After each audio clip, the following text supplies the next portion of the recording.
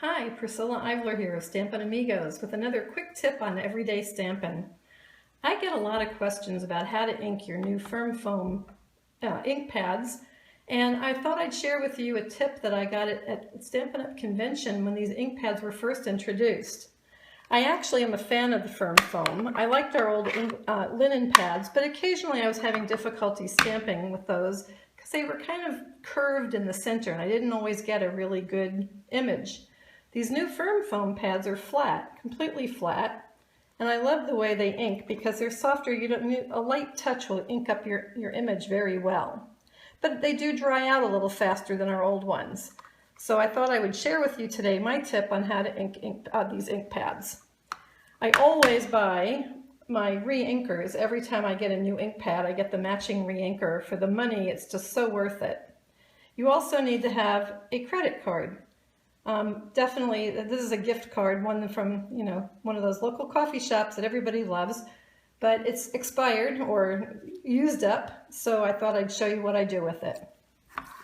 Take your ink pad, take your re-inker, and just put drops of ink all over your ink pad, like this. Now, depending on how dry your ink pad is, you might find that it already starts to sink in. And I can see a little bit of that here. Let me see if I can zoom in a little. If you see the outline of some of these spots of ink, you can see them starting to soak in. But you want to have it nice and firm, nice and even all the way around. So this is where your credit card comes in. You're going to just go ahead and carefully just kind of give a little pressure on top of your ink pad, and you'll see it uses very little ink. The ink is actually going inside your ink pad, and then just kind of work it on in all the way.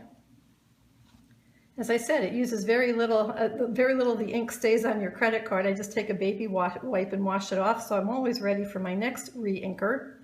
Once you've got that done, and the ink is now in there in the pad, just close up your ink pad for about 10 minutes, having it upside down. The ink all comes to the surface, and then you'll be ready to go, getting nice clear images every time. Thanks for joining me at stampinamigos.com. Hopefully I'll see you again very soon.